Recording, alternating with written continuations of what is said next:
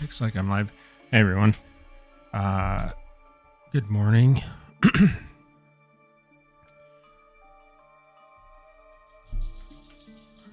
me just get set up here. Yeah, good morning. Welcome anyone who's watching. And yeah, like I said in the Discord, we should be ready to move on to a new phase in the production of the Peru, so that's what we're going to get started today. I don't know exactly how far we're going to get, but we'll try and get as far as we can. And yeah, I hope it's interesting to y'all. Hey Hoot, good morning. So yeah, today, let me get my pen up. I'll do a little bit of a explanation of what's going to happen today, and I'll of course talk my way through it and stuff. But today we're going to start on the Retopo.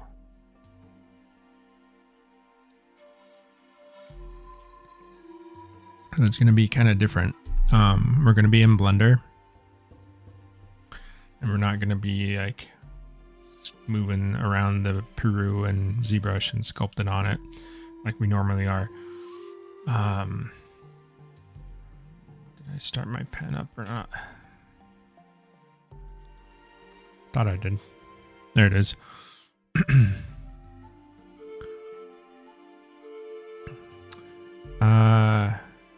Namis, hey.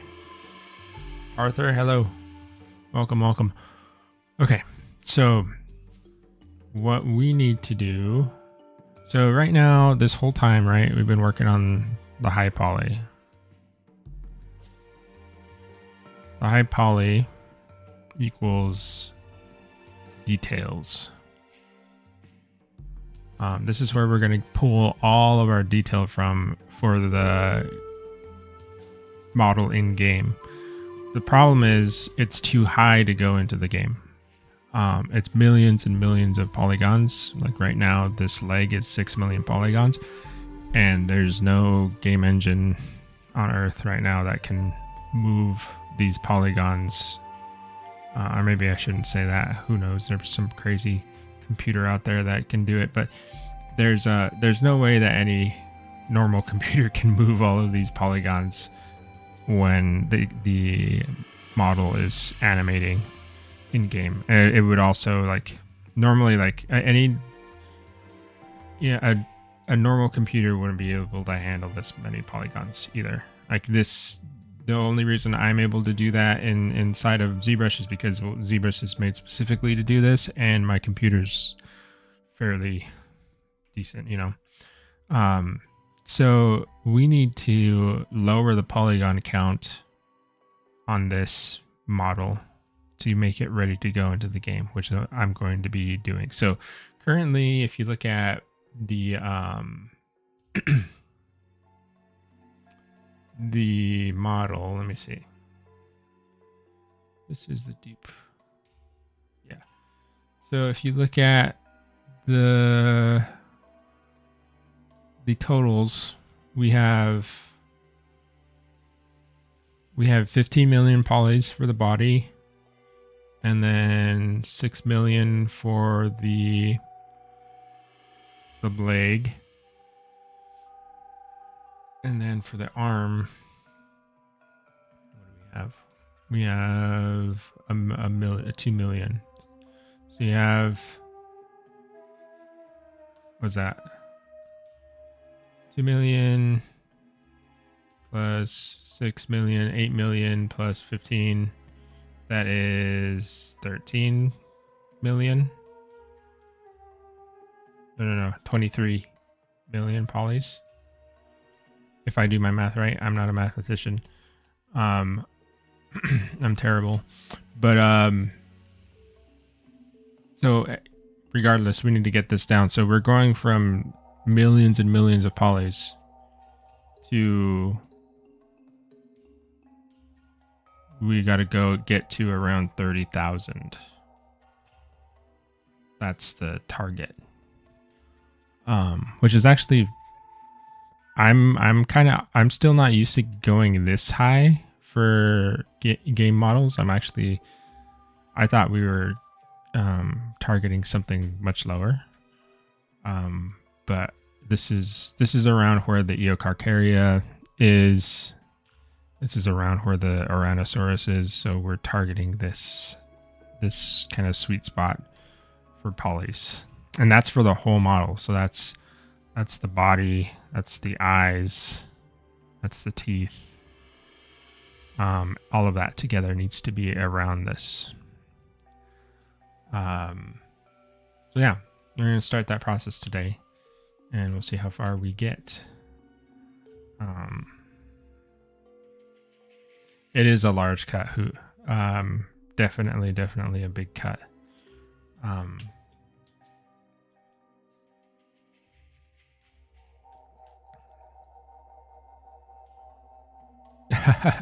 It's okay. Yeah, it's a weird process, I think, for someone who hasn't seen it done before, I suppose.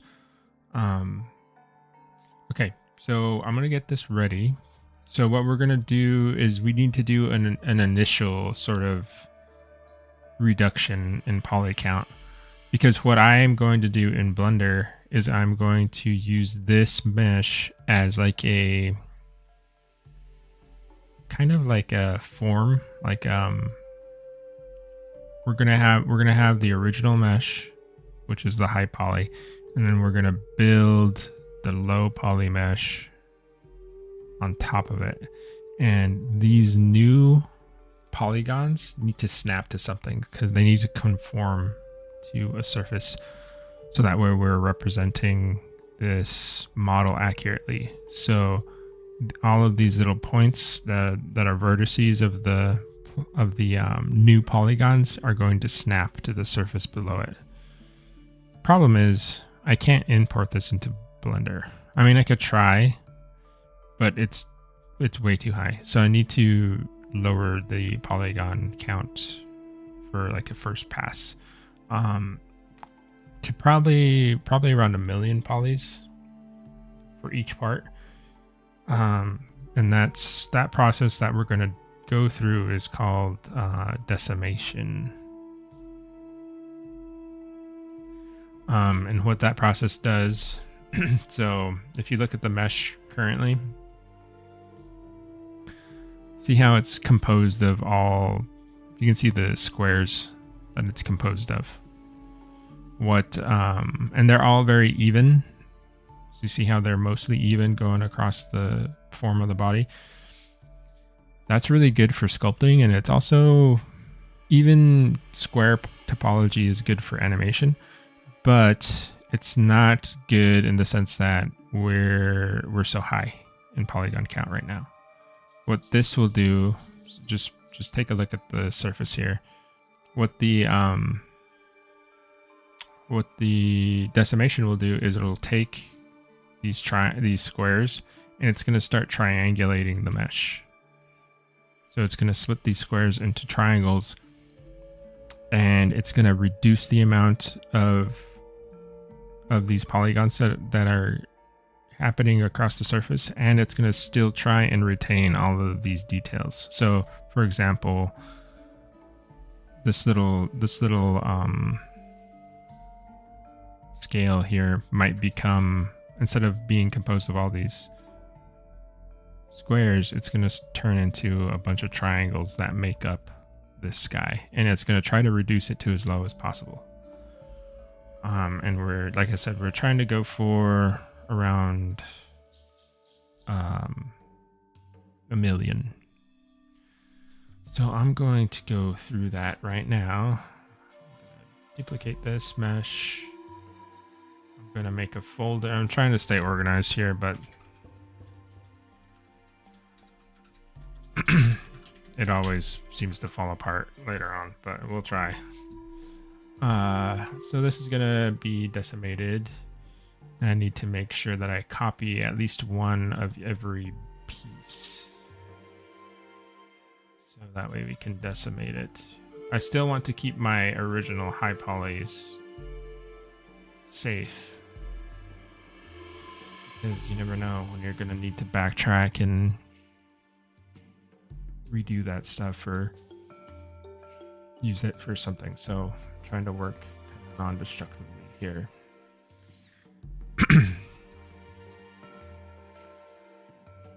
Let's see.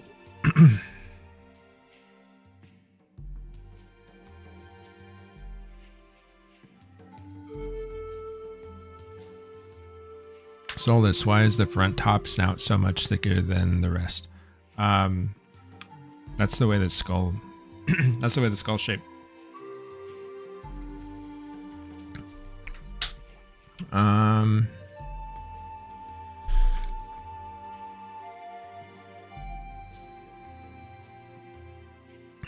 Yeah, that's nature's fault right there. I personally think it looks pretty cool though. It's like a big, I don't know, like a big battering ram, this guy. Okay.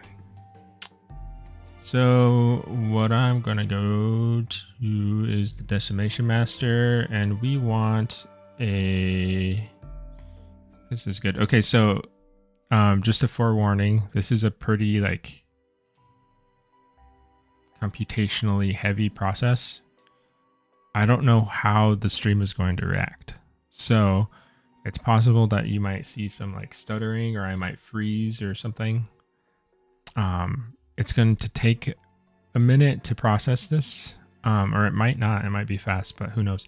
But I'm just kind of setting you guys up for it. It might be a little bit of waiting. So sorry about that. We'll try and get through this as quick as possible, and we'll move on to Blender. Okay. So here I go.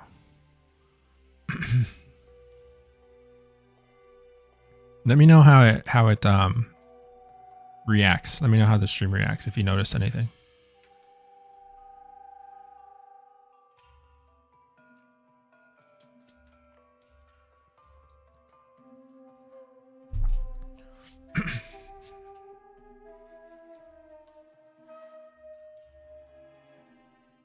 See that little bar going up there on the left side,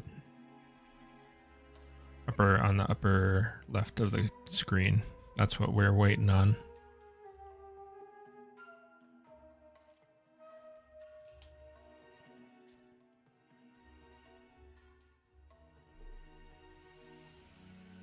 Okay, cool. Thank you. Thanks for letting me know. Let's see, has anybody else said anything in?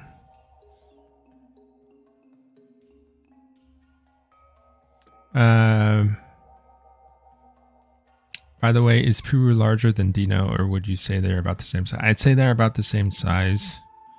Maybe the Puru, just based on like what I've noticed about it, it might be a little bit more mass than Dino, but I think as far as length, they're kind of about the same size. At least that's what I've seen, what I've observed.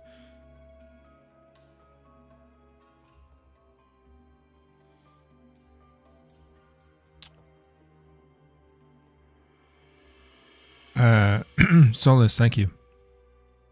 I appreciate it.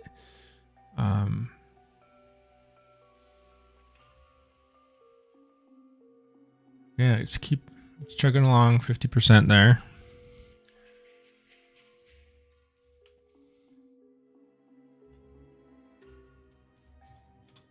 So sometimes some of the funny parts about sculpting and doing all this process, Decimation Master,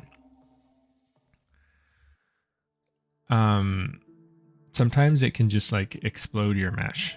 There's been times where I've done a decimation and I don't know, maybe I set the decimation too high or like something like that, but it almost like compressed the mesh into like a little ball of like triangles, and just like it looked like a crazy star or something. So I hope that doesn't happen now, but we'll see. It's a little bit volatile, I would say. It can go super smoothly and according to plan, or it can just go terribly. So we'll see how it goes for me here on the stream. This phase, I would say that this next phase of processes that we're going to go through is probably the most like riddled with like back and forth, and like I guess there's a lot of mistakes that can happen, or just like errors that can happen and stuff. So you might get to see a lot of troubleshooting. Just like, you know, the decimation could go wrong. It could be too high. It could be too low. It could crunch up the mesh. There's stuff that can happen with like when we get into the low poly with like pieces of the mesh like being projected to the wrong part of the model, or like crisscrossing across the whole thing, or like multiple edges being in the same spot causing issues, multiple points being in the same spot causing issues. Like there's a lot of stuff. Okay, so you see the active poly count up here. It went from 15 million to just under a million. So it's around 900K, we'll say. So that's pretty close to what we want. So and also notice the detail level. So like if I switch between this is the decimated version. I'm going to go to solo, and then this is the non-decimated version. So try and notice if you see any difference in detail. I'll switch between them. You notice anything? You shouldn't. It should be very slight if there is. And I think it's done pretty well. But I'll show you the mesh now. If you get really close, you can start to see what it did. See that?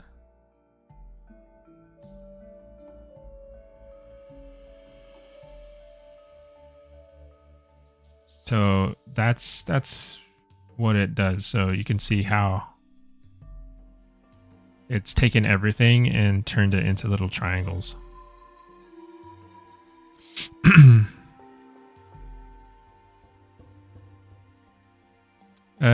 Ziggy, you're killing it, my man. Thank you. Good morning. Hope you have a solid day. Thanks, Ziggy. Thanks a lot.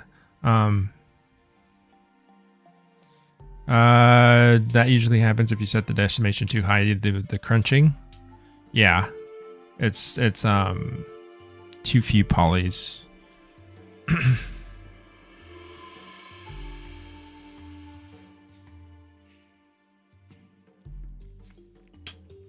Okay, so we have. I need to save because we're entering some dangerous territory, I think. So I'm gonna save and make sure that everything's nice and backed up in case the computer or the program wants to die on me. So we got that saved out, and we're just gonna do the same process to the limbs. This is gonna be much easier because there's less. I don't really even need to do much to this one, but we'll do it anyway because it'll help us out. Blender could actually handle this model, I think, without the decimation.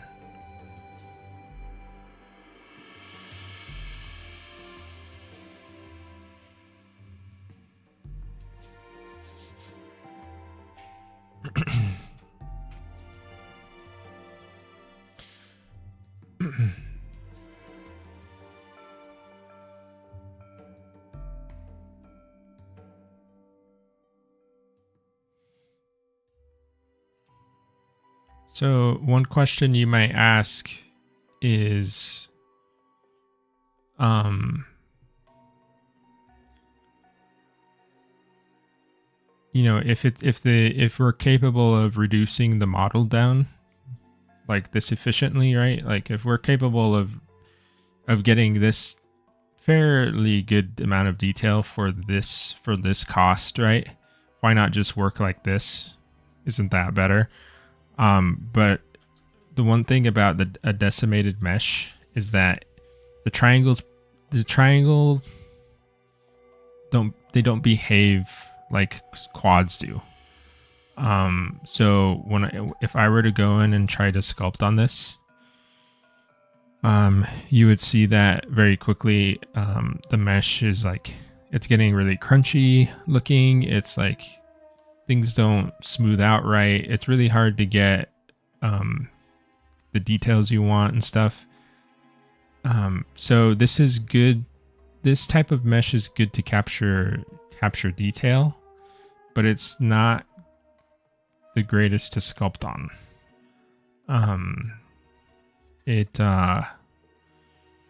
I mean, it has its uses. Like there are instances like this sculptress mode actually is triangulating the mesh when you're sculpting to add details onto things.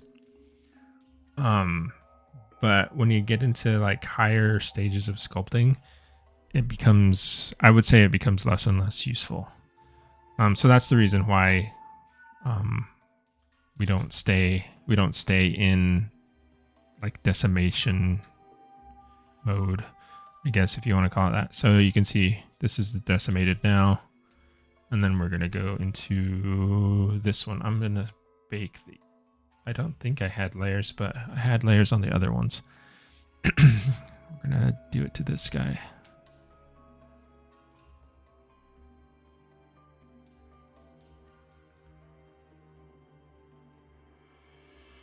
Right, the toothless Puru looks pretty funny.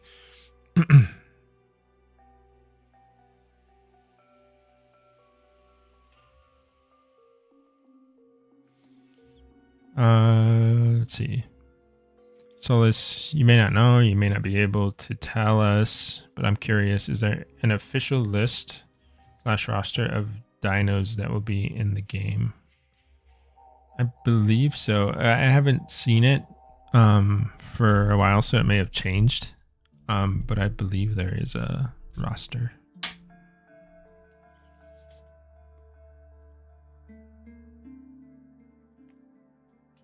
I wouldn't be able to tell you what's on there off the top of my head. I just kind of work on what I'm assigned to work on, you know.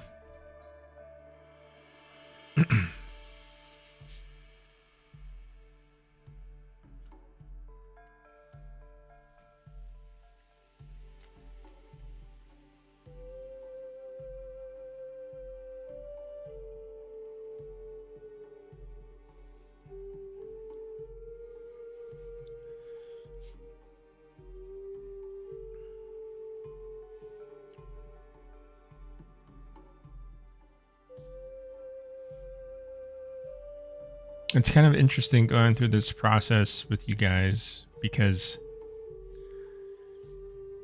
I'm realizing how many steps there are, and I'm plotting it out in my head as we're like going through it. It kind of helps me. This whole thing has kind of helped me like refine my process, because I'm realizing that I have to like kind of describe it while I'm working. So it's helping to solidify a lot of stuff for me, which is nice. You know, it's different. You know, just sitting down and just getting to work and doing stuff is much different than like showing people what you're doing, I suppose. So, but it does help. It helps kind of process things in your brain. Okay, so we got that mesh good. So, okay, so we have everything, I think. Well, we have the major pieces. We need the eyes. I want to make sure I'm seeing the right eyes. The eyes are just going to stay spheres. It doesn't really matter. They don't get like fancy meshes or anything. The teeth are Okay, so I was worried that I didn't do a low poly for the teeth and I just smashed them in there and what am I gonna do about the teeth? Let me think through this really quick.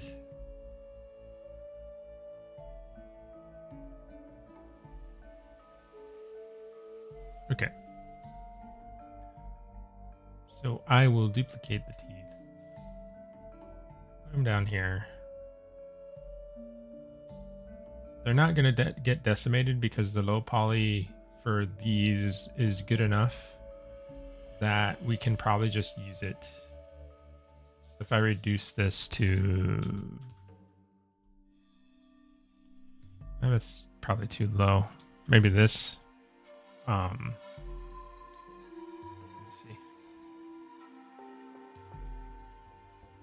see. We'll try to get away with subdivision 2. I think that would be okay. Maybe. I'm a little bit high on my budget there, I think. Because these are each 7,000 polys. So combined, they're around 14. So that's... I think I need to double check and see if the teeth and stuff like that are like contribute to the overall poly count, or if it's fine for them to be their own thing. They don't animate or anything like that. Like they just move with the jaw. So I would consider them like static meshes, like as part of this whole thing. We'll go with the super low version just to be safe. If we need to subdivide them up later, then that's fine.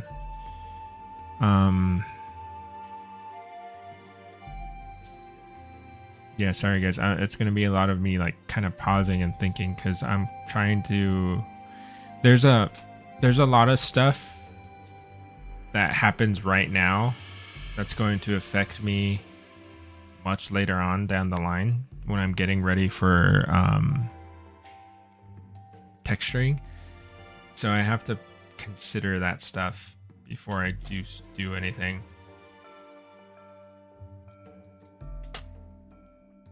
Otherwise I'll be kicking my own butt, you know. Making myself work harder later. I think this is fun. We can always export a different version of the teeth later. I'm going to save this.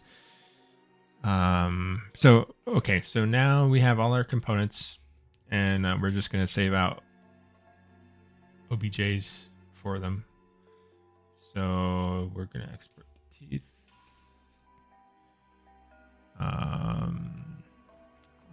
Let's see. I need to be very careful about... I'm just going to call this folder game ready. This is what I've been doing lately.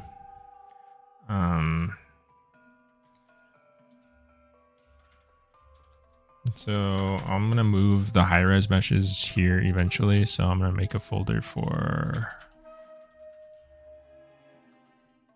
just this placeholder for that. And then we'll do, this is Retopo. Everything to do with retopology will be in here. And this is...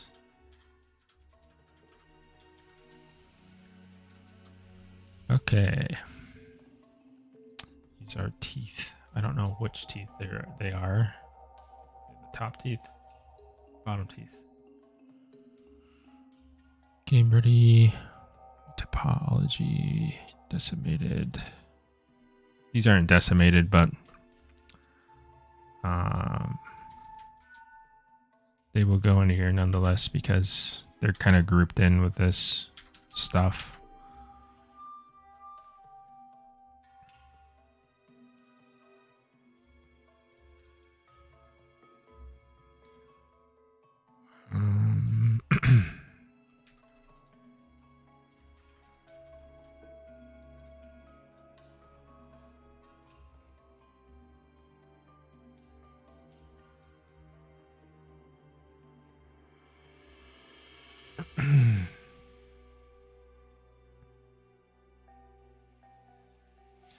Do you think you'll have fun doing the rest of what you're assigned from the roster?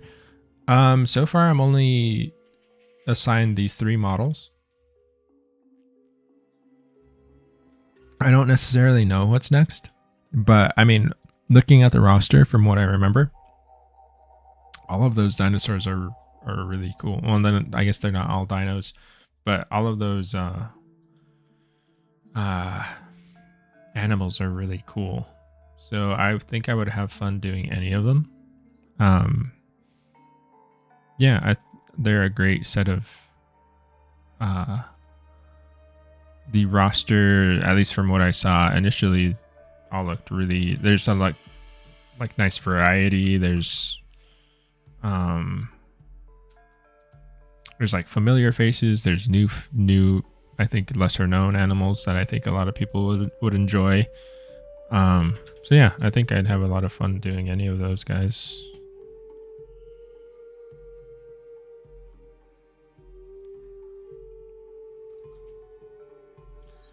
Oh man, where is it? Right here.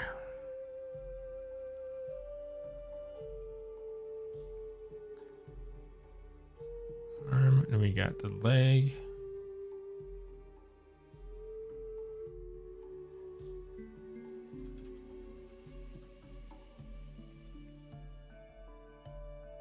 And we got the body.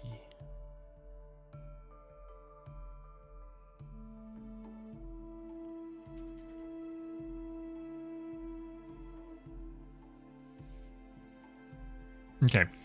Now I'm trying to stop and think if I need anything else from here. I think I'm good. Let's save it one more time.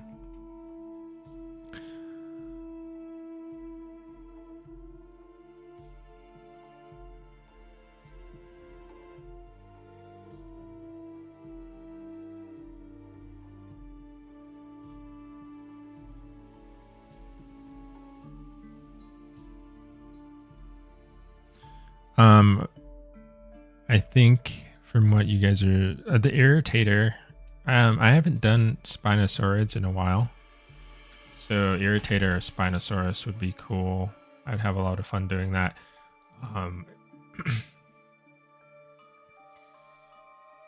Yeah, Spinosaurus has always been an interesting guy. Changes so much. And we'll just say there's a lot of discussion about him, right?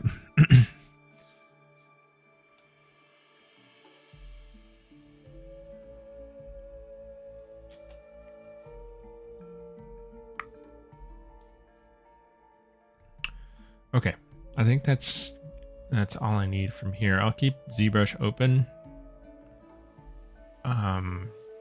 just in case I need to import anything from here, but I think I'm okay. I am going to get into the Blender. And what we need to do here is import all of these OBJs that we just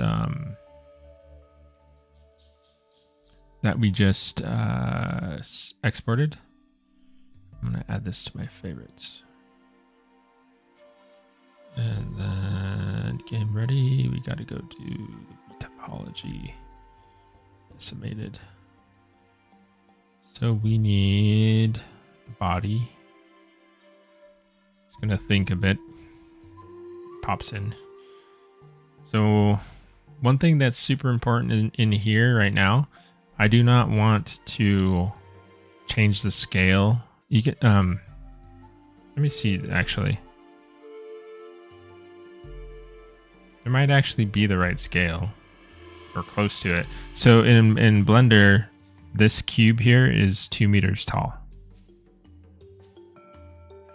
So this would be, you know, generally your average human height. It seems like might be the right size actually. Maybe that by accident. So he's 1, 2, 3, 4, 5, 6, 7, 8, 9, 10, 11. He should be around 12-ish meters. So he's close. He's not exactly the right size, but anyway, That's interesting. Interesting coincidence. A lot of times when I'm importing meshes into Blender, they'll be the wrong scale, just because ZBrush doesn't have like a scale. Like the ZBrush, the scale is whatever's inside of your scene, whatever your mesh, and however big it ended up being. That's how, it doesn't have units, unless you like specifically tell ZBrush what units you want to use. But even then, they're not real. That's kind of hard to describe. But Blender does try to use I guess real world units. So a lot of times when I import a mesh into Blender from ZBrush, it's too big or it's too small. But the thing about that is I don't want to mess with it because the alignment is important. This mesh needs to stay the exact same scale that it was, whatever it ended up being from ZBrush. So I'm going to leave this alone, not going to touch it, even though it's the wrong scale right now. Slightly the wrong scale. Import the arm. And then we're going to import the leg.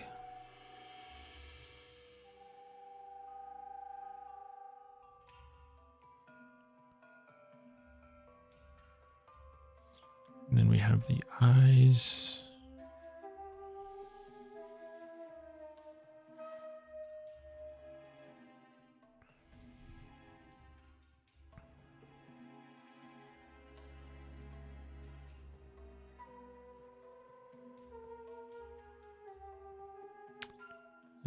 Top teeth. Okay, so now we have our Puru inside of Blender.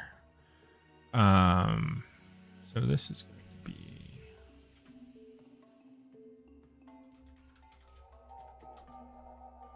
there's no camera or anything, so that's good.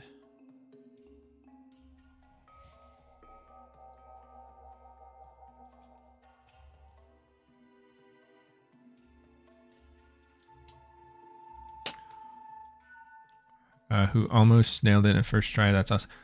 Thanks. I was definitely not on purpose. It's totally by accident.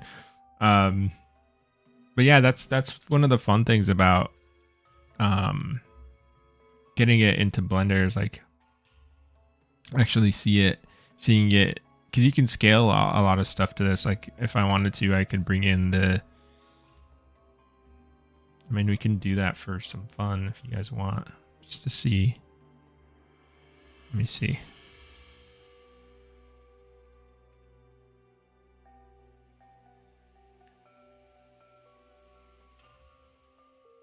I don't know if the EO is scaled properly either. Where the heck is it? Here we are. I'll just import what will I import? Do I have a decimated version of this?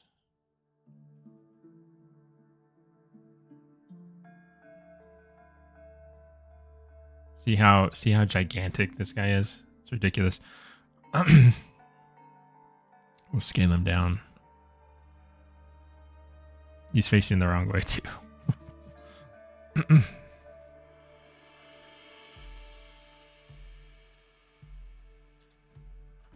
Let me look it up really quick. How long?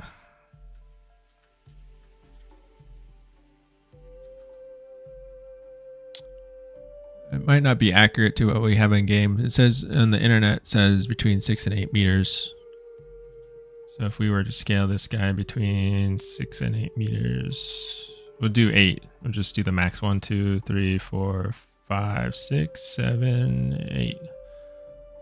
Little shorter. I don't know exactly what he is in game again, but you get to do fun stuff like this. You compare models to each other, like actually scale them together, get the right size. Playing with the lighting and stuff in here is really cool. You can see like how things would react in a more I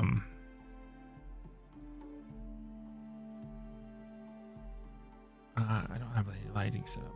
We'll play with that later though. I don't want the computer to bog down with rendering either, but it's super cool.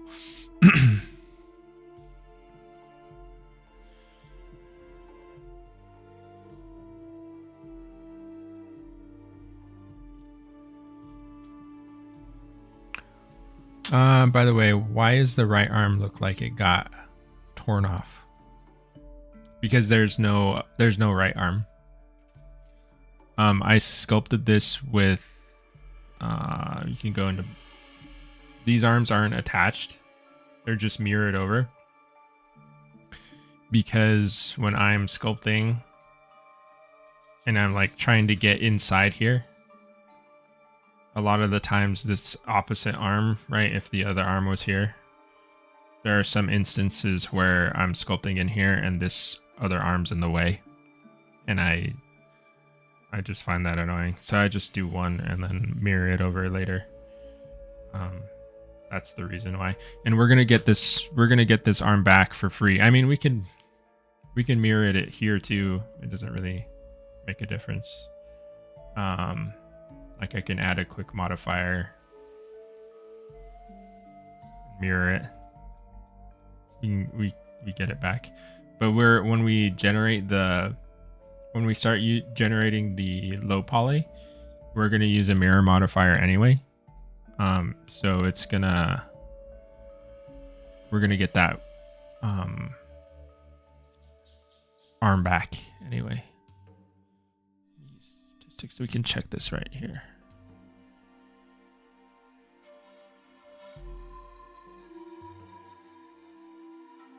So you can see this is the EO low poly. So this is kind of the goal that we're gonna do this to the Peru, and I'm just checking the number of faces here. So it looks like we're around 17K for the EO.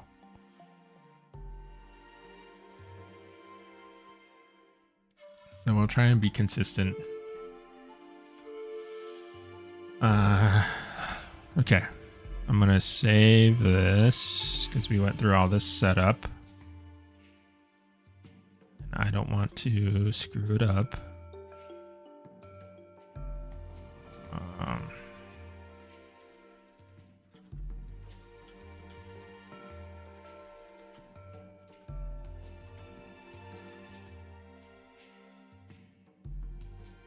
Okay.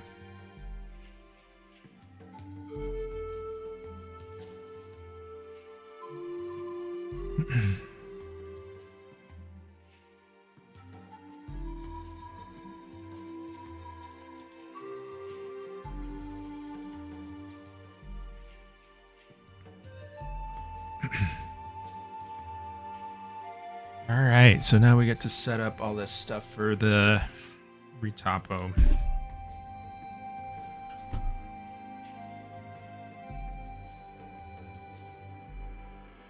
Okay. So I'm going to make a new folder for the low poly. We're going to start with a cube.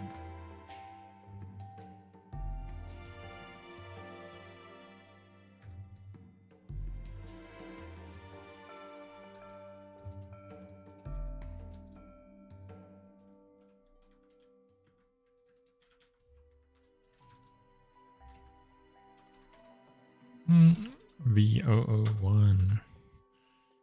Create. Okay. So we have this cube. I am going to off-center it. And then we are going to delete this face because that face is going to be on the center line. We don't want any polys going down the midline of the mesh interiorly. So that gets deleted. What do I have to enable here? There's a lot of stuff that I got to turn on and off. So I got to enable snapping. I got to, that's not snapping. This is snapping. We got to go to face. Face project. Yeah.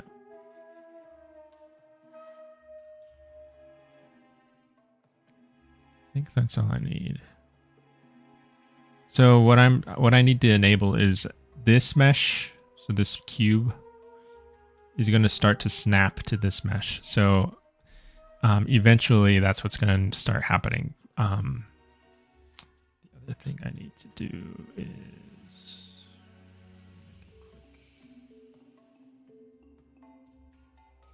making a quick let me see if this actually changes the color. Yeah, okay, cool. So I need a different color just for my eyes, so I can differentiate between the gray of this guy and this. So the blue is going to be the new mesh that we're making. What else? I have to look at my. It's been a while since I. I have like a checklist that I go through every time I do this, just to make sure, because I forget some stuff. This is not my normal. I'm usually in ZBrush all the time, so we want backface culling on, and then I already changed the color. I think that's it. Oh, I need to make this so it's displaying in front. Display. Viewport display. In front. And project individual elements. That's what I was forgetting. I don't know if they have that.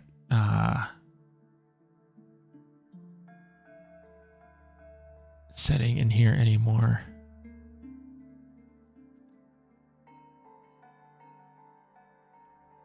Snap target for, yeah, that's what it's already here. Okay, well, if it's weird, we'll fix it. Okay.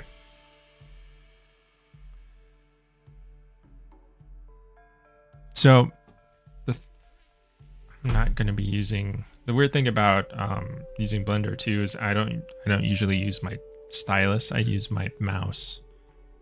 And I want to see through. We're going to add a modifier, mirror, clip. So you can see this is mirroring across the x-axis.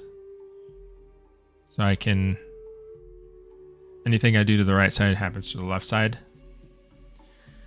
And we're just going to start going for it. So I'll have to explain, I should have my pen. From what I've seen, there's two methods of doing retopology. There's people who start with like a single plane. So they'll make a plane and then they'll start making kind of like trackways, right? Around different features of the model like this. And they'll go square by square. And then they'll start extending those squares across the mesh like this. And then they'll fill it in as they go down, all the way down the body and, you know, all the features and stuff. I don't work that way. The way I work is more of like a box model-y method. So that's kind of why I'm starting with the box, but I work kind of like big shapes down to small shapes. So it'll make sense as I start going in, but you're gonna see this is gonna look extremely boxy to start off with. But this like this makes me nervous as well. Like if you guys are sitting there thinking like, what the heck is he doing? Sometimes I think that myself. So we're just gonna go through it. Try and enjoy the process, and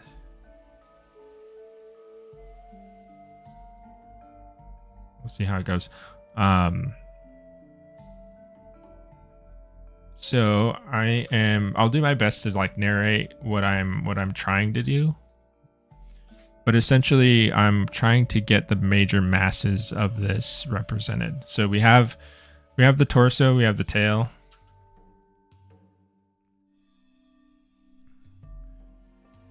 Those are big pieces, right? And then we have the head, which is the third major piece.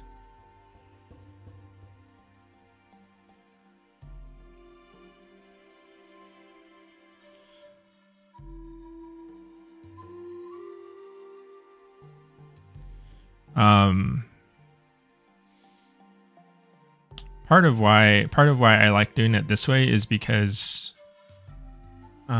you're starting with kind of the lowest common denominator, I guess, the lowest possible amount of polygons, and you're adding to that to get your additional detail. And I feel like it's a little bit more efficient, because I think the tendency with the other method where I was describing like how people go square by square and like they outline every like little crevice and stuff. I think that works well, but I think people can tend to get into too many details too soon. In your mesh, I think the mesh can end up being too high poly too quickly.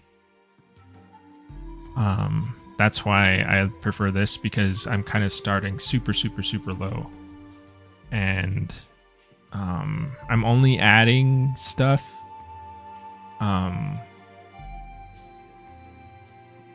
when I absolutely have to add stuff.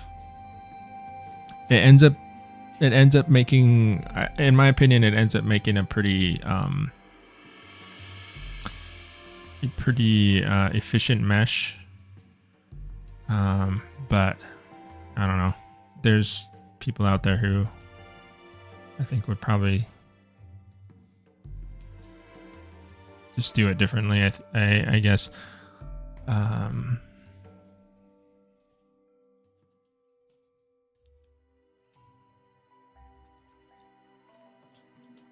Marstra, hello.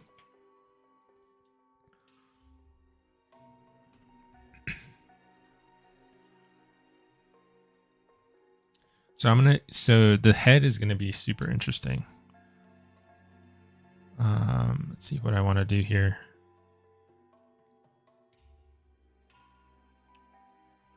We are going to extrude. We'll try it this way. We'll extrude here. Come up to the this piece of this like jawline area here.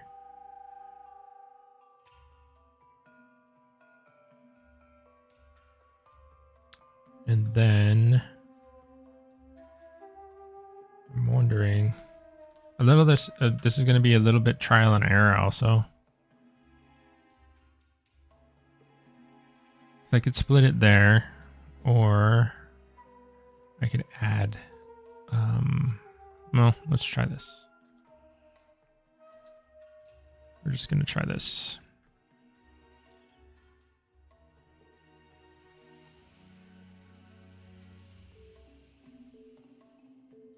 If it doesn't work out, we switch it up later.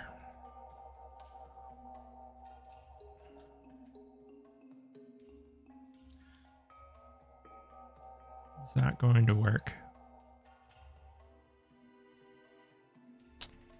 I think it can, but I think I need to do it earlier.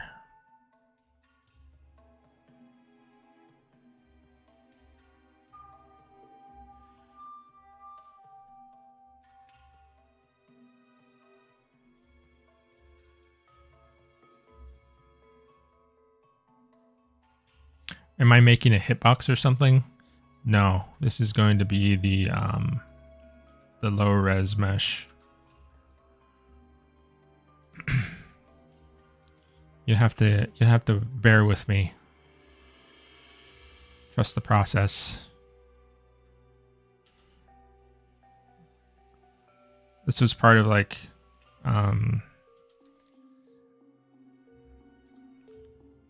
this whole thing with Retopology was like such a huge honestly, it was kind of a pain to learn. And I was not like There's so many tutorials online that you can go through. But there's kind of an aspect of retopology that's, I think there's a lot of misconceptions about it. And there's also there's a lot of people with very strong opinions on the way it should be done. And I kind of don't subscribe to any of that.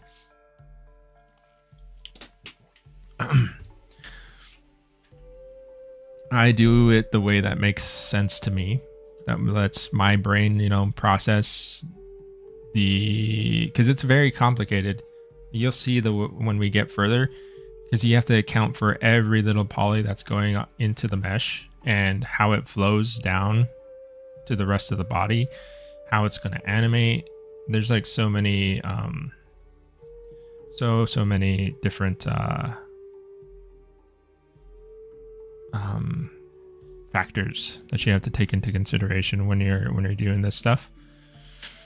So the more I can simplify it for myself, the more I'm going to do that,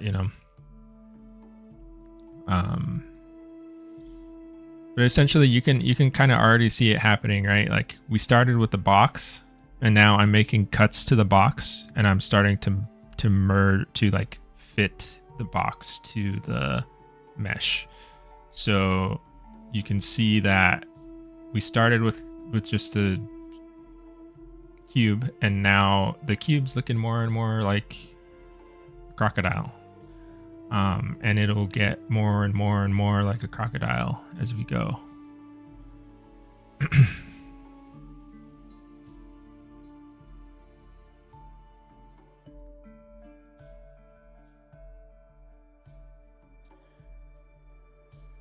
Yeah, Kivasha, how do you do it?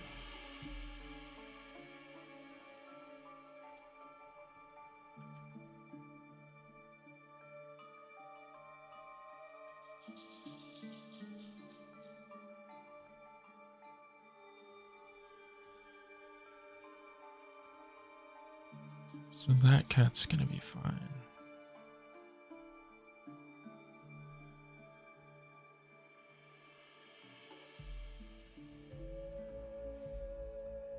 Putting a gator into the suit.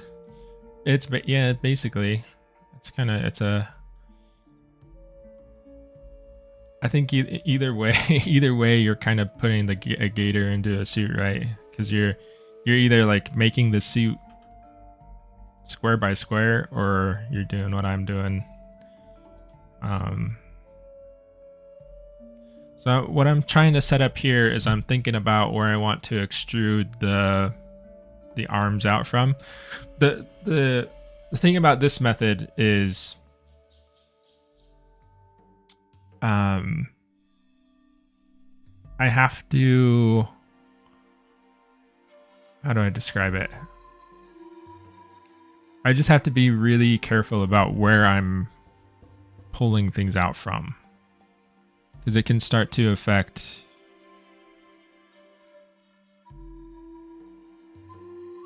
stuff that happens later on.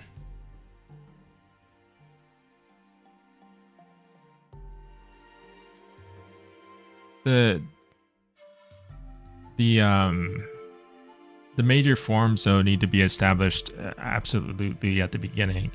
So I got the body. I think I'm fairly happy with the body,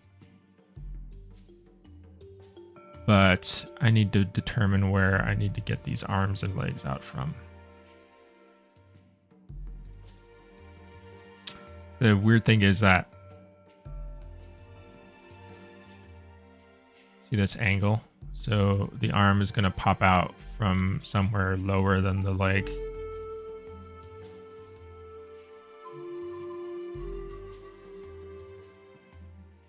And I would like to have this be represented too. I can always cut that in though, I think. We're going to try this. Make a cut here. This is going to get a cut.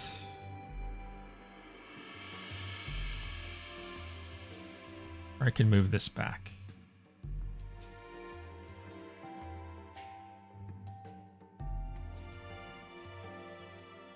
This.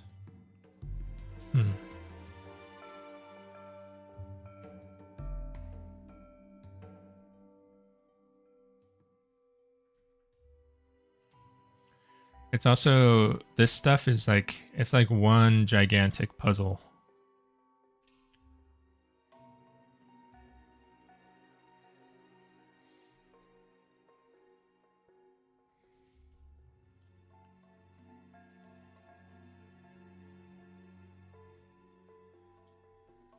I'm gonna try and cut it in, cut this here, cut this here. But I'm being very, very like stingy about my cuts. I don't want to cut it if I absolutely don't have to.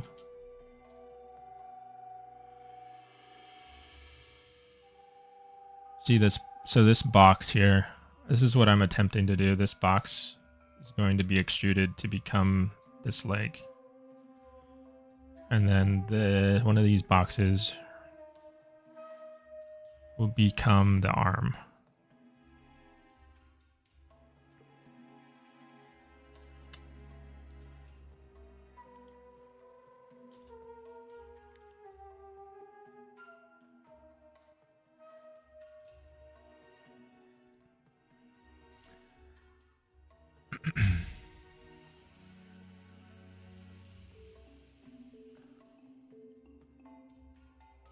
So we'll try this.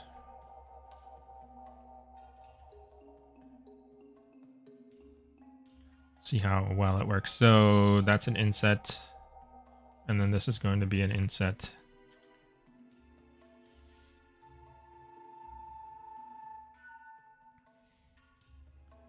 And then we're gonna pop the leg out from there. The legs. Let me prep this a little bit.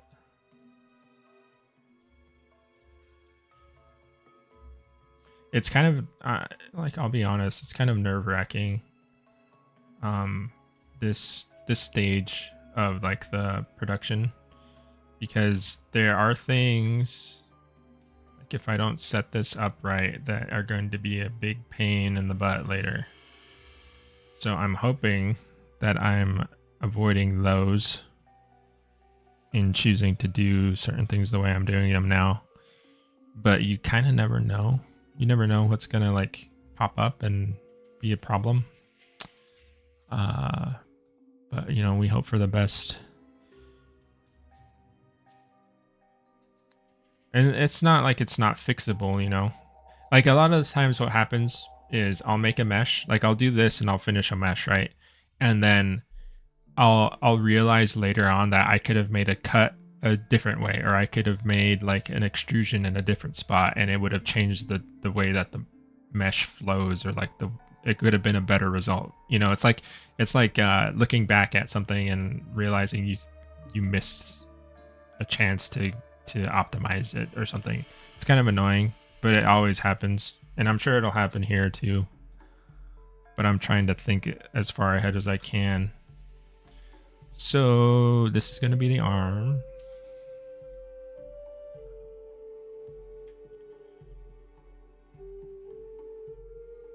Go out all the way that we can down here.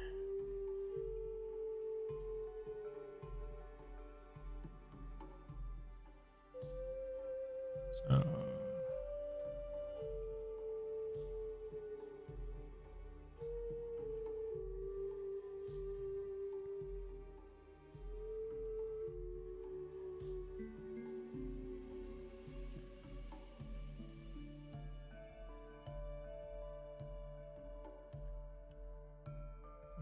I haven't turned the, so once I get it to a certain like level of,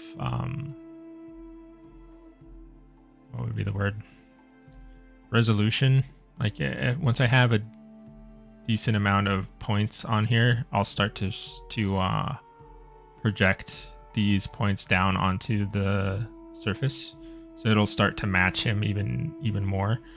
But right now everything's kind of hovering outside, just outside or possibly inside the mesh.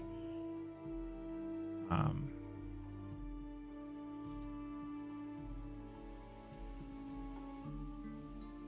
this is going to pop out here.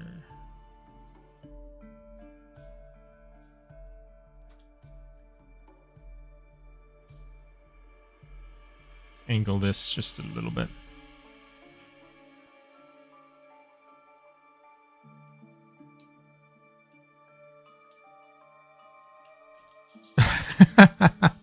Thanks, Hoot. Yeah, it's the process, trust me.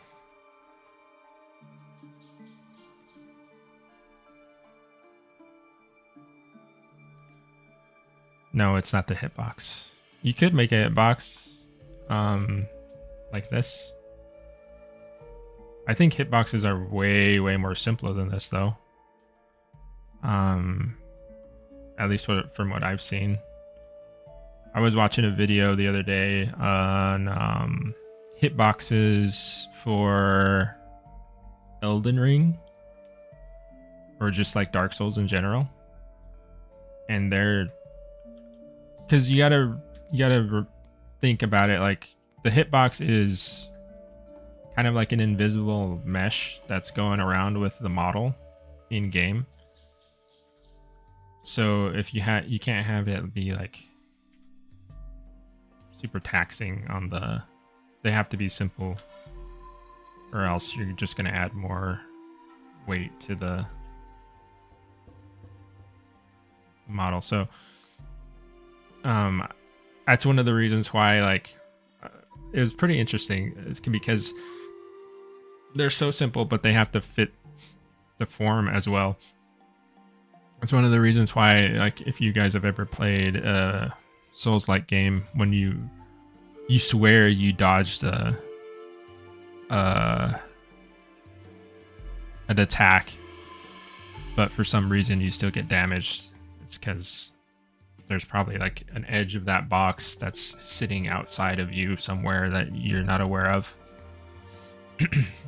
But that's because they're so boxy, like they're literally so you can see, let's see, it's becoming more of a crock, slowly but surely.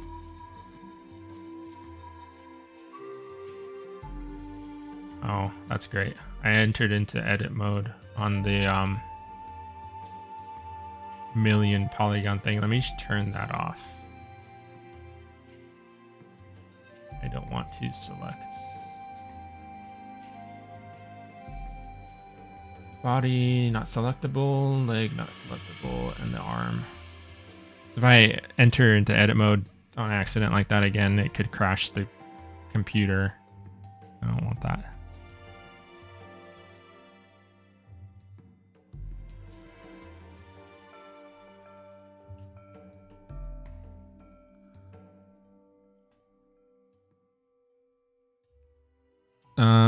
A nice man. So one thing that might help. We'll do the tail really quick, because the tail is generally not a big deal. I'll show you kind of what's going to end up happening to this.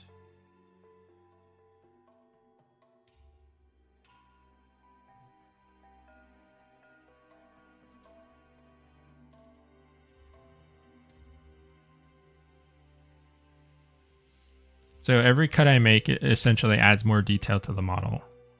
And the more detailed we get, the closer that we can get to the underlying form. So eventually, as I get more and more cuts on here, what I'm going to start doing is going into this snapping mode.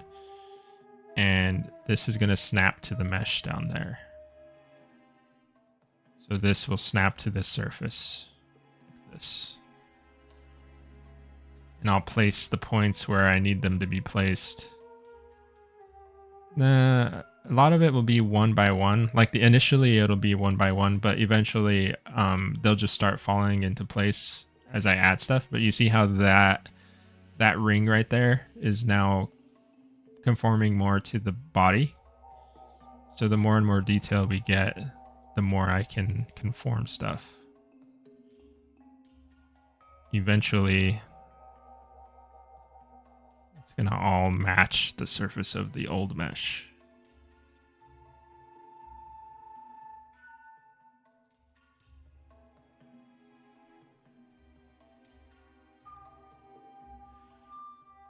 And this is the same process that I can't remember. I think I did the. I'm pretty sure I did the base mesh for the EO, the new EO, not the old one. I started it like this as well.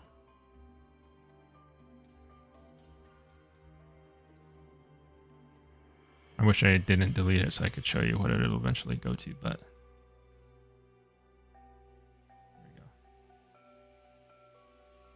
So I'll do this kind of thing going through all of this.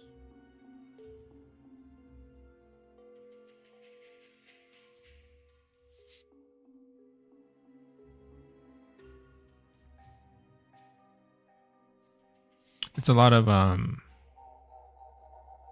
pushing and pulling little points here and there.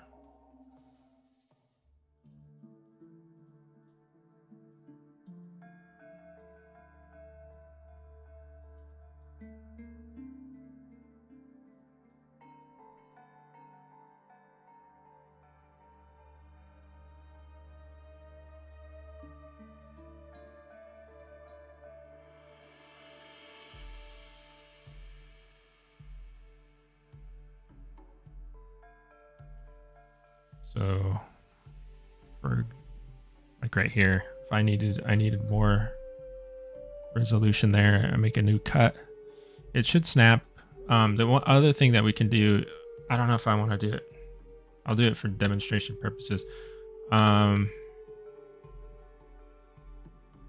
there's a modifier called I need to make sure this is selectable.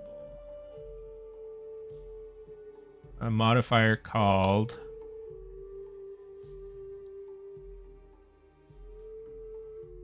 shrink wrap.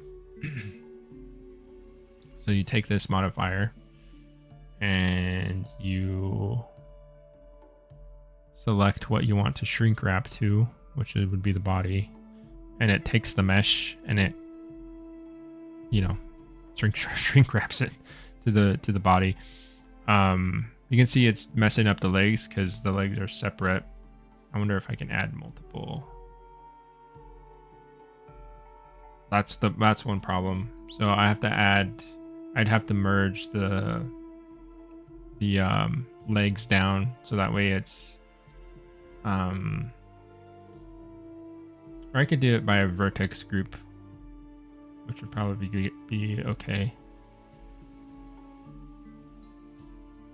Yeah, that'll work. Let me set that up really quick.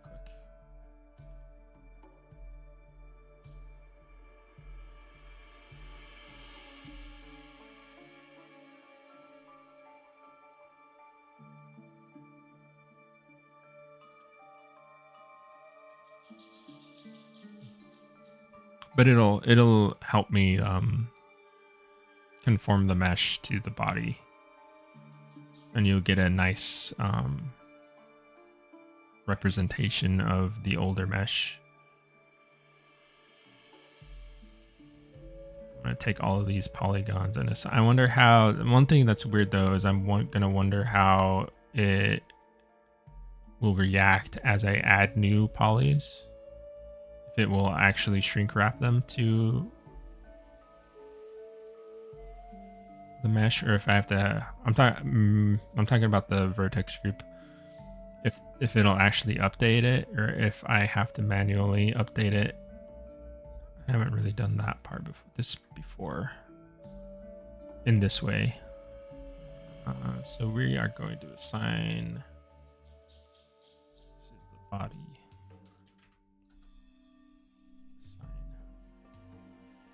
So if I go to shrink wrap and then I turn this on so you can view it, and then I go, okay. That works. But then I would have to, in order to get the arms and legs to work, I'd have to assign them their own vertex group, which is easy enough.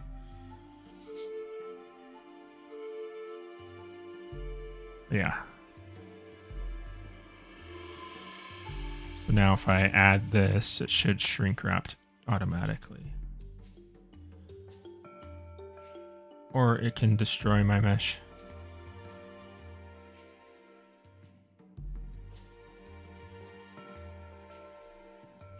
I think it's just, is it super offset? It's not offset. It's going inside for some reason. Just have to manually touch that up.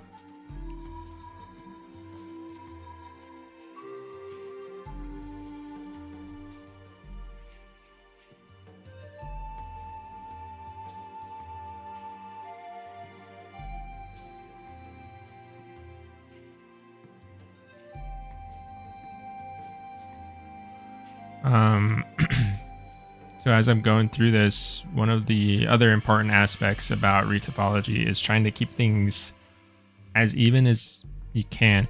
It can be a little bit different depending on what the purpose of the mesh is. Like if I were making a base mesh that I knew I needed to sculpt on later, it would be important for me to keep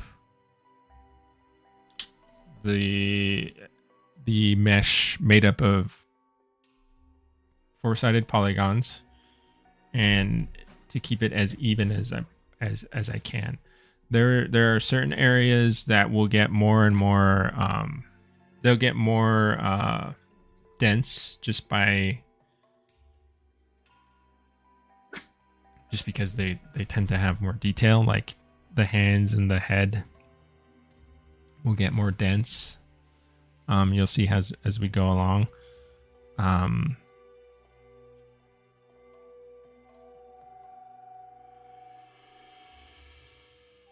Excuse me. But yeah, we want to keep it as even as we possibly can. So this mouth interior is going to get an inset like this. That's going to become, this outer edge is going to become the like lip of the mouth. We're going to delete these faces and then pull this in.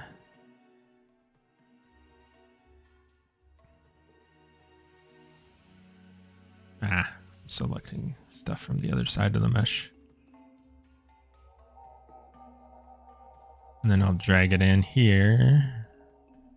And this is going to become like the inside of the mouth here.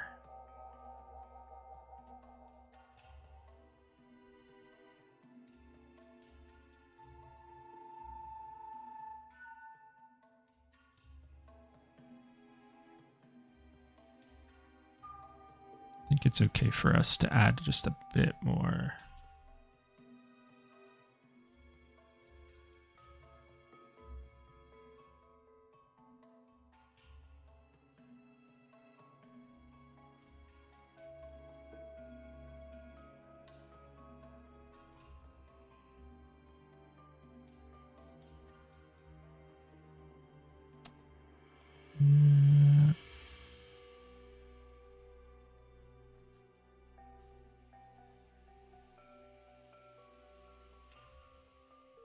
Uh-oh, we got some tangling going on in here.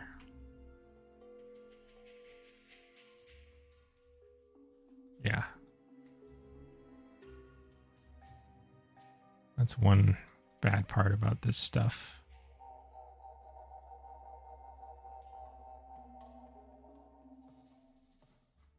You got to be really careful that you're not pulling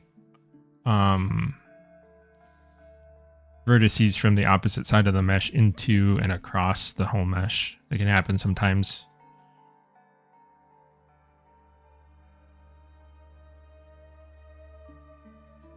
I'm going to turn the teeth off because they're starting to screw with the projection.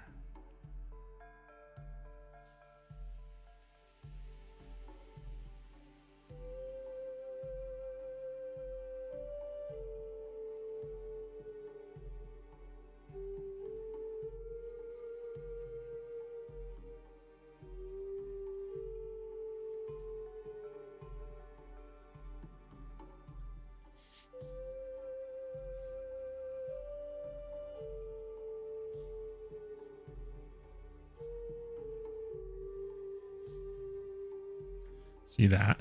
It popped over to the bottom for some reason. It's because I have transparency on, I think.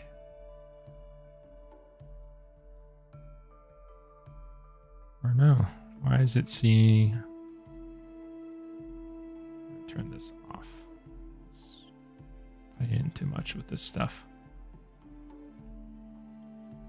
There it goes.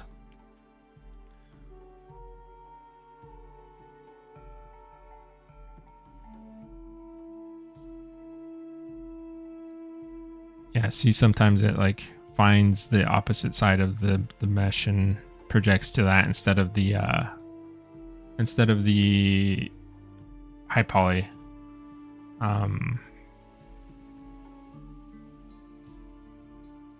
It's doing that a lot more than I'm used to now.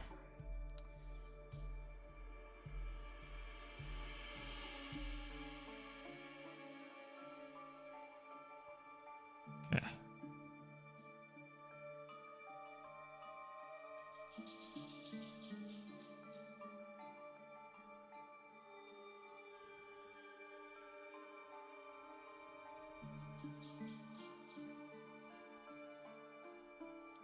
Hooper. Oh, thank you, Hoot.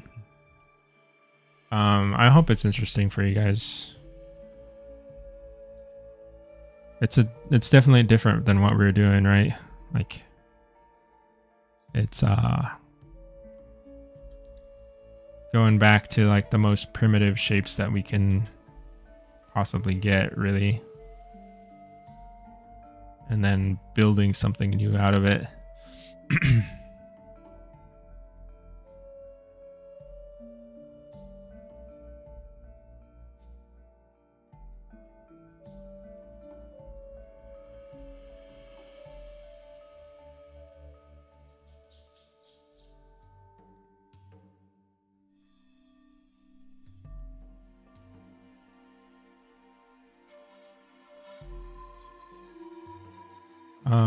A nice man.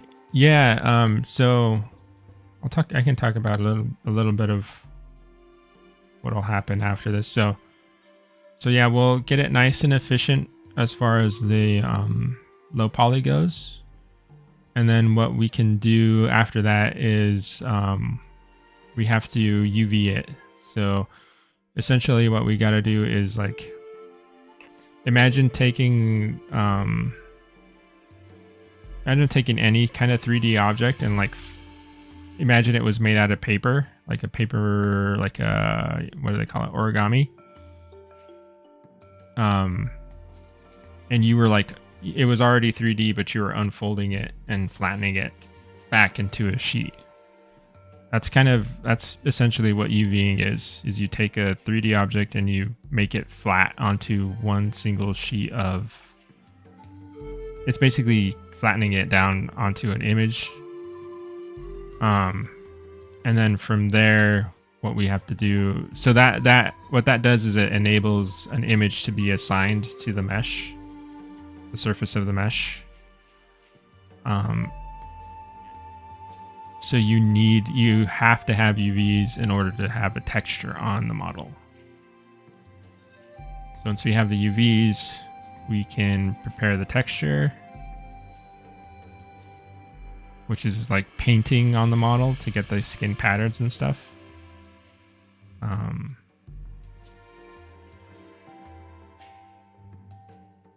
We have to bake all the detail down too. We have to bake the details we have to get the details from the high poly back onto our low poly. So I have to do that as well. if all goes well, we'll have a game, you know, after we're done texturing, then it should be ready to go into the game and animated and stuff. Actually, once I'm done with the low poly and have the UVs and they're all like finalized, people can actually start animating this. So they can start animating the Puru before I'm even done with the texturing and all that stuff. So it's kind of nice because it gives whoever's animating like a bit of a head start. So we can start doubling up on the work.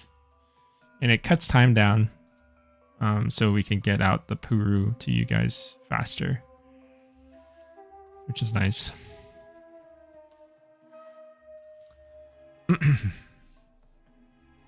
You're doing UVs. Yeah. UVs are...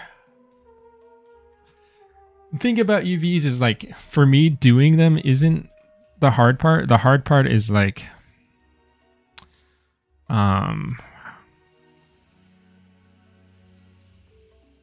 it just seems like there's a lot of like back and forth, I guess, that has to be done with it. Like the baking process and like getting the UVs to like actually be I guess recognized. Like sometimes they just break for no reason, or like you think you export the mesh with the right UVs, or like, you know, there's just a lot of like mix up that can happen. That's the most annoying part for me. Is like, did I this mesh will actually have more than one UV set. We'll have a UV set for just like the normals and all those. Like it'll be mirrored, so that way one side is the exact same as the other. But then it'll have a second UV set where we do the like colorized texture of it, like all the skin patterns and stuff. And that one will be asymmetrical, so that way we can add asymmetrical detail to the skin color. But it's like exporting the mesh to Substance Painter and trying to remember, okay, what UV did I use? What goes on this UV? What maps are assigned to which UV? All that stuff.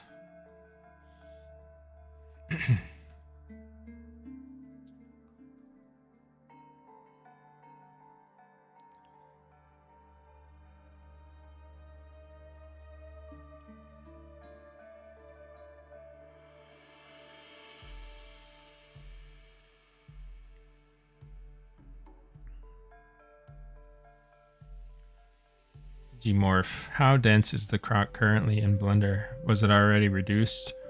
Or is Blender able to work with ZBrush sculpture? You mean the high poly sculpt?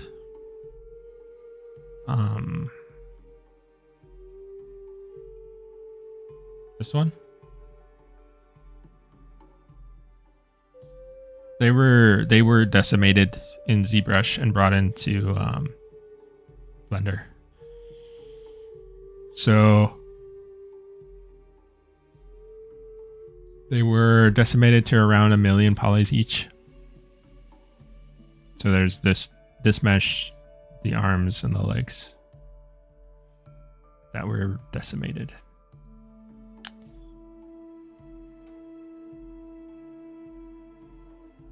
I hope that's what you were asking about. Here we go. So, okay, so here, what I'm going to try to address now is the corner of the mouth. So you see how there's this big fleshy, these muscles essentially in the corner of the mouth here. They need to be represented. So I got to get in there and actually create a surface for them. This is a little misleading because I think this is not assigned. I'm going to turn this off. This is how it should look, because like these are going to be its own little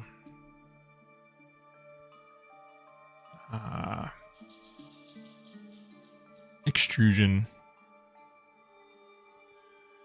So I'm going to try and work out how that's going. Digimorph, yeah, that's what we were talking about just a bit earlier. It does look pretty detailed. That's what's really cool about the decimation process, I think.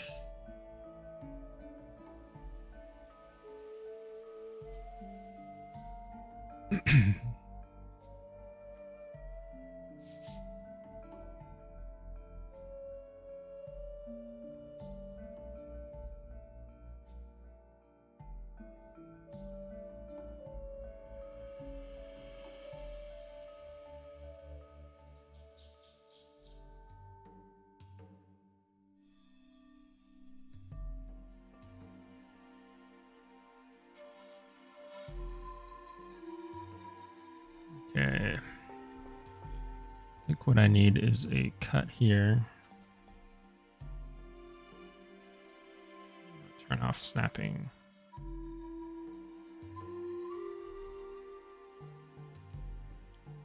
I need to take these vertices.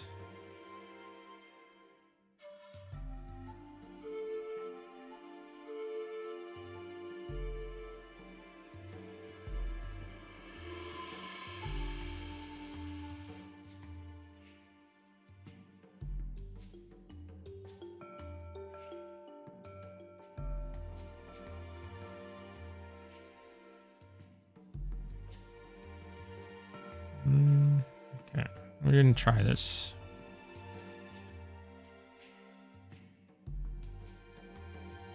We'll need to match the number of vertices here. Number of cuts. We will try to bridge these, I think.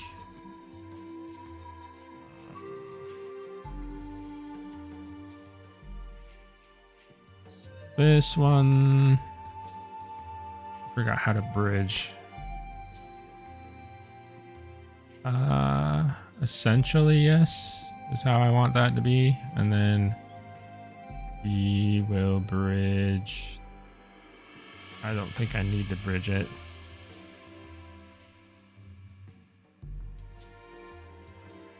We will fill, delete these and fill. I could have extruded them, or there's a number of ways to do that, I think, but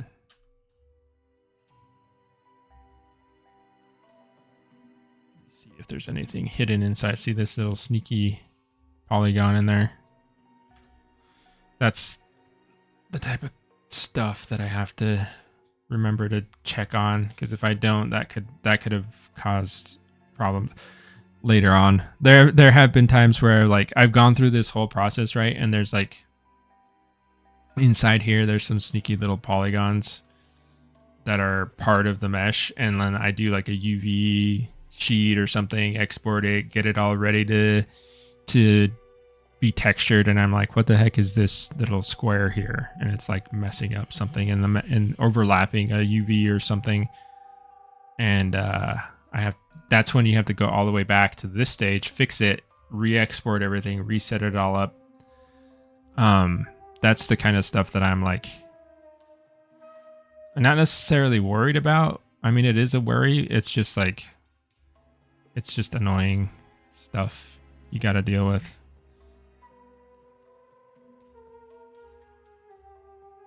And that's the kind of stuff where, when you're learning to do this process, that stuff is really hard to deal with. That's what makes it so,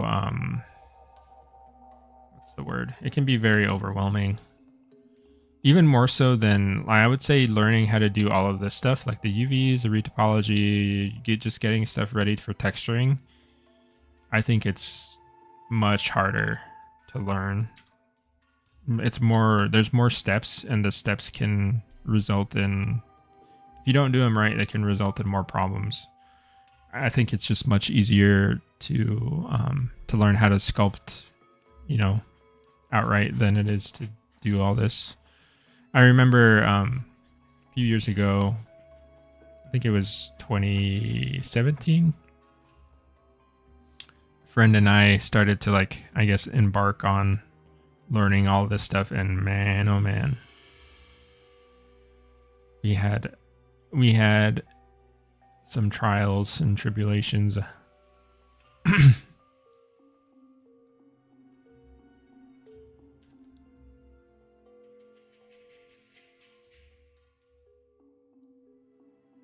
But I'm glad that we did push through it and learned how to do it.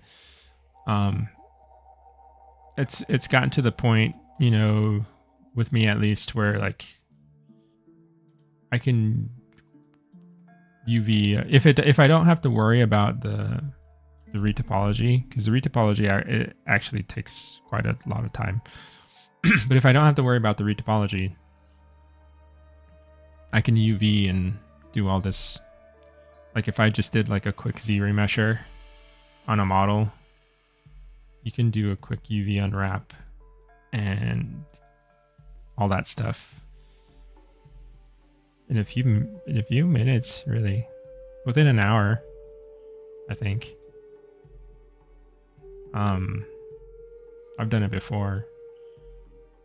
So what I can do in an hour now would take me I don't know, a whole day or two just to figure out how to do it and troubleshoot all the issues. And so it's actually kind of cool seeing how something super daunting can become pretty simple to deal with. Simple, depending on what you're doing.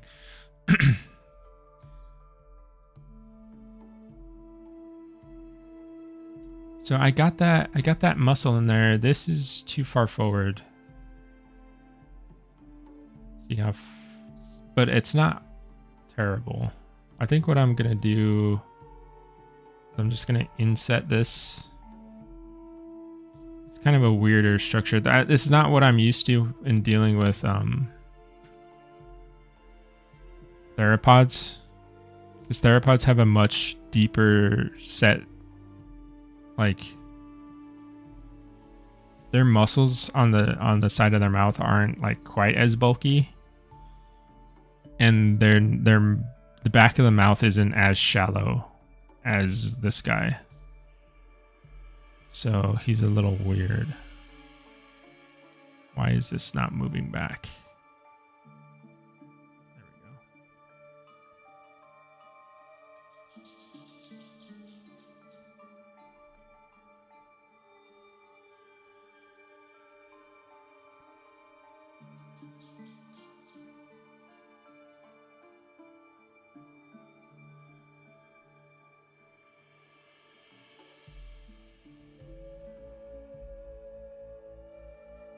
Okay. One of the issues that I'm having now, though, is this here is a triangle. And I don't want triangles in my mesh. So I got to figure out a way to get rid of that. I think I know how.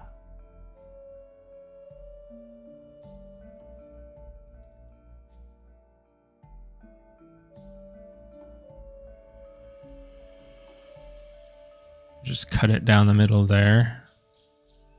So this becomes a quad now.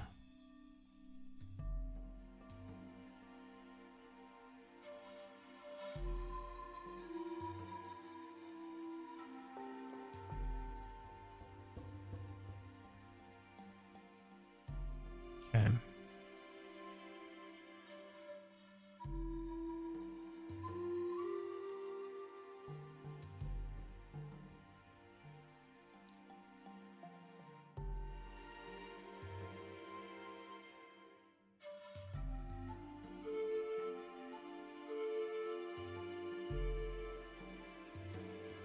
These points can be pinned down now.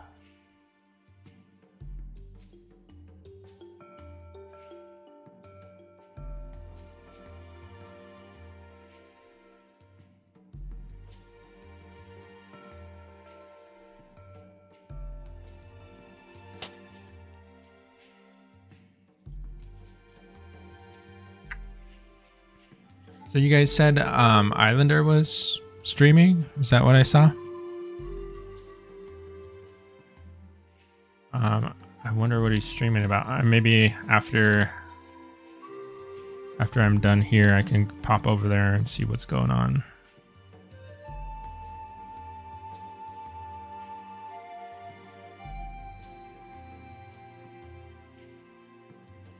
Girl.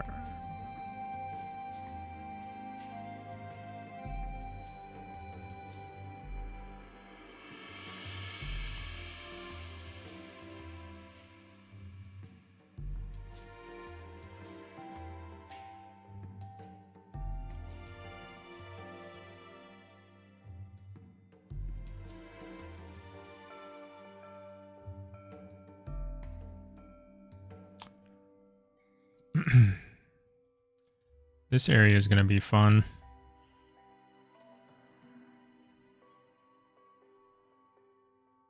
I gotta get this back here because I would like it to keep that flow right here on the neck. It's stretching a lot of polys here. I can try to resolve that by adding cuts.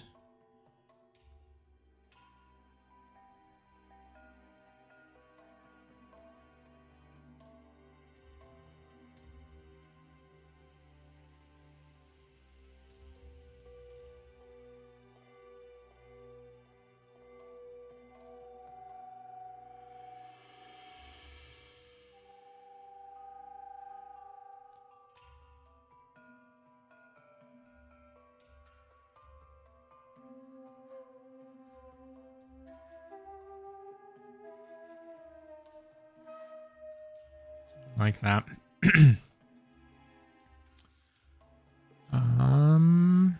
What else do we got? I mean, it's coming together. I mean, we need the details and stuff, of course, like all of the little things like the eyes and stuff. I probably should have added these much earlier. Let me see. We have this. What can I do here?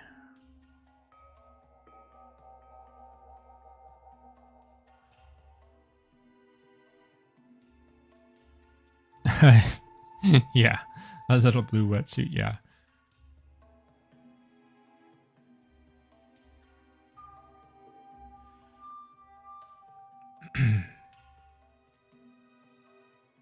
I'm just trying to determine where that flow will end up if I add a cut at a certain point, because so one thing that's kind of annoying about, and just like part of the nature of retopology, is like once you start getting the mesh together, you start adding cuts. Every cut that you make flows somewhere else. So it's not like you can just make an isolated change. So for example, if I make a cut here, see what it does. It adds a whole new ring of polys. Well, yeah, it cuts a whole new ring of polys around the entire mesh. So it could be fine because I do need that resolution here, right? It could be fine. But depending on how the flow is going, like how the mesh is set up, if you do a cut like this here, you could end up adding much more detail to an area that doesn't need it, and you're kind of wasting your budget, you know, spending too much of your budget in areas that don't need it. So that's one thing that you have to figure out. So that's where like you have to start controlling the flow of the polygons. So like terminating edges, combining edges. That's where the puzzle like aspect of it comes in, because you're trying to get away with as few polygons as possible while still capturing all the stuff that you need. And sometimes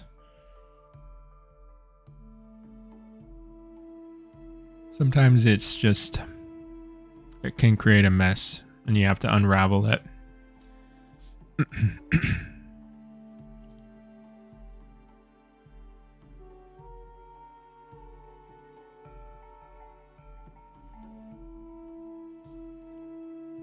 That's not what I wanted.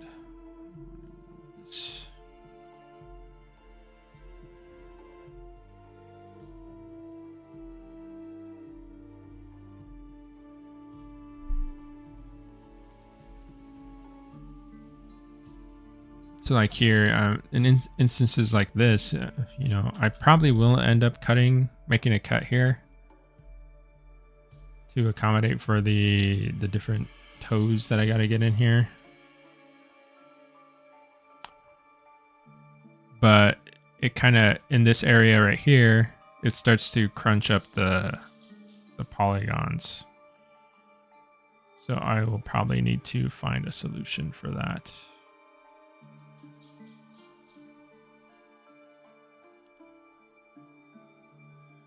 It would be nice. We'll probably end up doing that though. I do need the extra resolution there.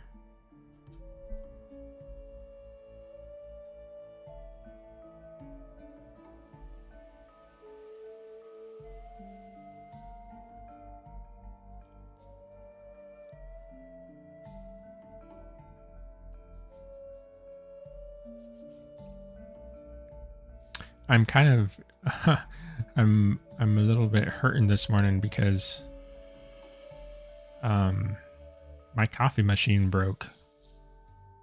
And I have no coffee this morning. I gotta see if I can fix it. I have no idea how I'm gonna do that though. But I'm sure there's a tutorial somewhere on YouTube.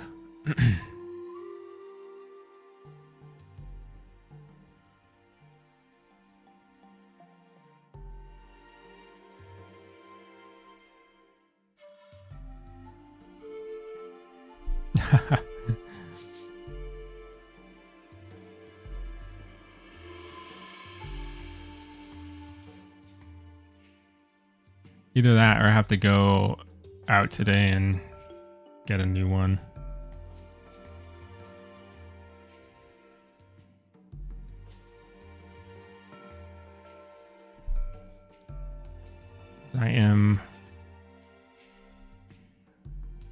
I didn't realize, well, it does save a lot of money, I suppose, because it spares me from going out to like a cafe or something and getting a coffee. That can get kind of expensive, so it is probably better that I try to either fix it or get a new one.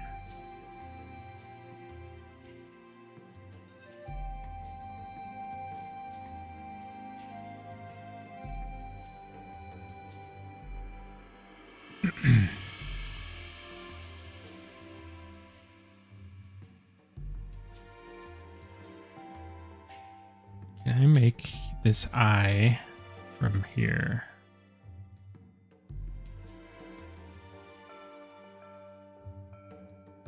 I'm wondering.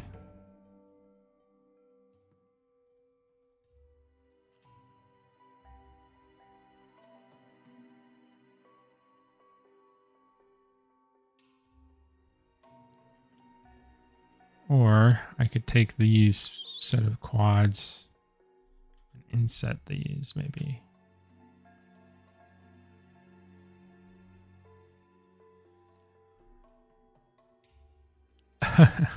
That's an awful betrayal to wake up to.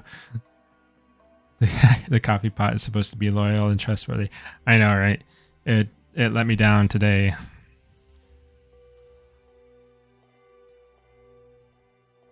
It's kind of an older coffee machine, I guess. I don't know. I don't know how long coffee machines are supposed to work for.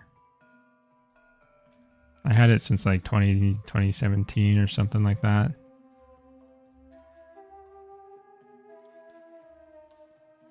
So it's definitely been through its paces, I suppose.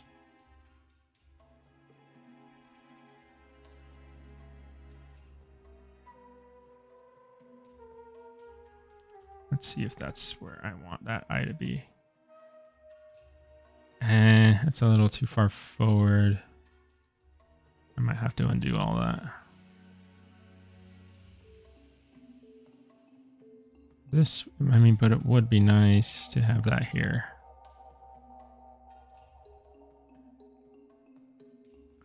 Maybe just these two. Or this one.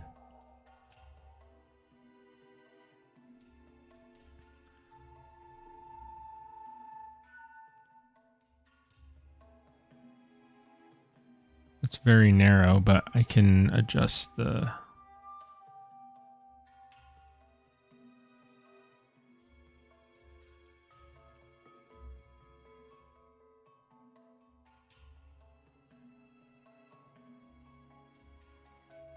So what's interesting about these eyes is that they don't open in the same way that normal eyes do. Because usually I would just do like a little circle like this, and then I would inset, and then these would become the eyelids and stuff. But they're like, these eyes are actually like raised up above.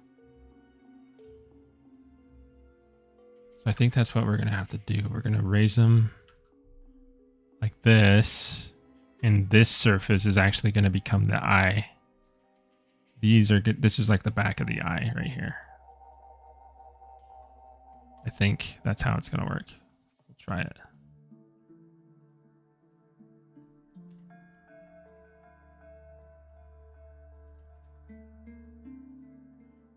It'd be nice if I could see my mesh though.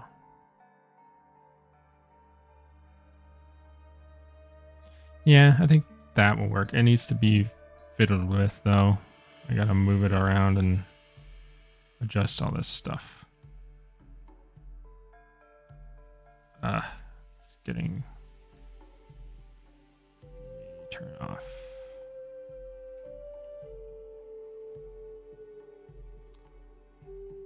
So this is the first time I think that I've yeah, it's the first time that I've done retopology in this version of Blender. And I'm noticing there's like, every time Blender updates, there's like, of course there's like new stuff to use, but there's also new, like, the program behaves just slightly differently every time. And I'm noticing that it tends to like clip to the opposite side of the mesh more. Like you've probably seen you've seen when it like shoots down into the middle of the mesh. And it didn't used to do that before. Not as often. So either I'm screwing something up, or there's just some weirdness with the program. Either option is probably equally as likely. I could be screwing something up. It could be some setting that I didn't remember to turn on, or... Let me see. I forget something over here.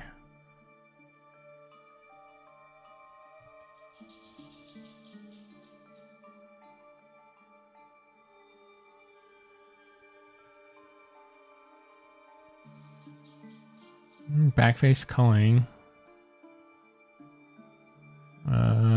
What else would I have missed?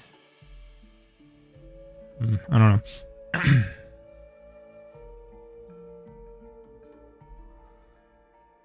They do have eyes like a Mazda RX-7.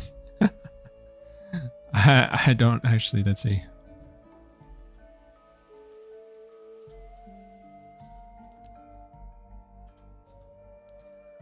Are those like the the headlights that pop up out of the car. Yeah. That's a good way to put it.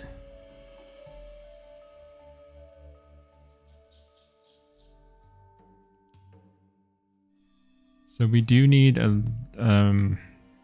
more detail here because the eyelid has that little like flare to it, that little like ridge. So we'll have to make sure that we're accounting for that. So we'll probably have a little bit more detail in this area than I would normally give to like a dinosaur or something. Because we definitely want to make sure that little like the characteristic stuff that we put into the high resolution mesh needs to carry over. So little things like all of these little spikes, osteoderms need to be accounted for. This little thing here needs to be accounted for. That's going to be really the most time consuming part, is getting all those little details represented.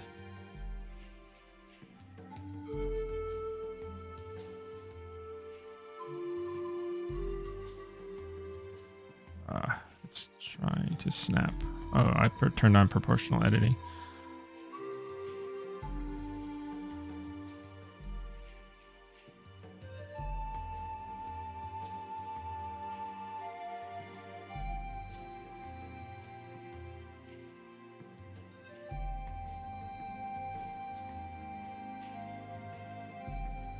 So that's the basic eye. We're gonna refine it more, but that's the eye.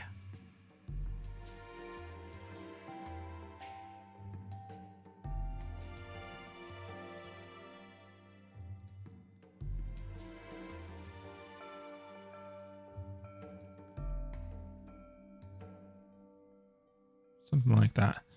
Then we'll get this. Add a little bit more detail there. So what we'll have to do probably at this little end here is kind of cut out its own little support.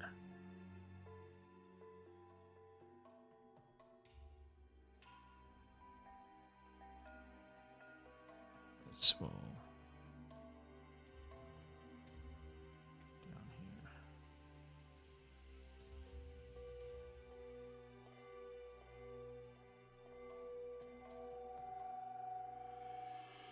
So you can kind of see, I mean, you can kind of start seeing, it looks like, it's like PS2 era, crocodile.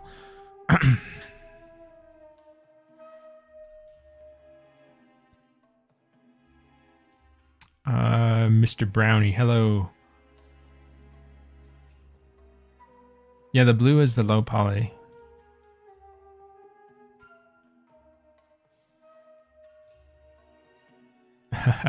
It's Power Ranger armor.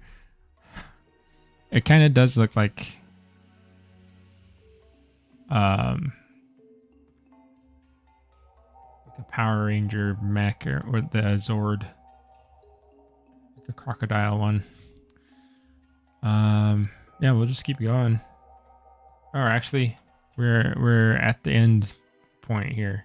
We're at 9 o'clock. I thought we had more time. Sorry, guys. But yeah, we'll take a final. You'll take a look at this, right? Let's take a little look at what we have here. I'm gonna save it really quick so I don't mess up anything. But we'll just slide this over so you guys can see. Turn on the wireframe. So we're getting there. I think it's good progress for the first stream doing Retopology. I was honestly thinking that I was gonna not be able to get this far, because Retopology is like, I don't know. For me, it's kind of It's almost like math for artists, you know, in a way. Just the way you have to be really careful about the process. You got to think about so much. I was a little bit worried that, you know, I would get bogged down today and not get as far as I needed to. But we actually made it a decent amount. I mean, there's a lot more to do. Like all these little points and stuff need to get taken in, and of course like the hands and stuff. It's gonna get much smoother than this. So again, for example, I'll show you guys.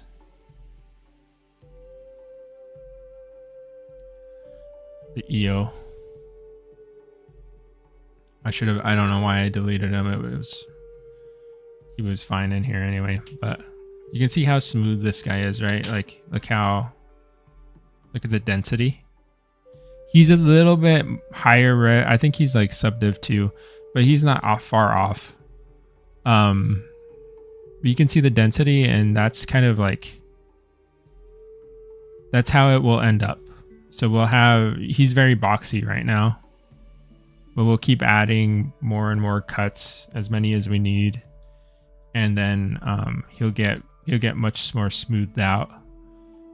You can see how already, like, if I smooth him out, he's getting there. So yeah, we'll continue with this next week. Shade flat. And yeah, we'll just keep adding more and more details, refining the low poly, starting to get this guy ready to be played in game, right? But thank you, all of you who came to watch stream today, and everybody who asked questions. I really appreciate it. And I'll see you next week at the same time if you want to stop by and chat and see how everything's going. Thanks. I hope you have a good weekend. And everybody have a good week. I'll see you next week. Okay, bye.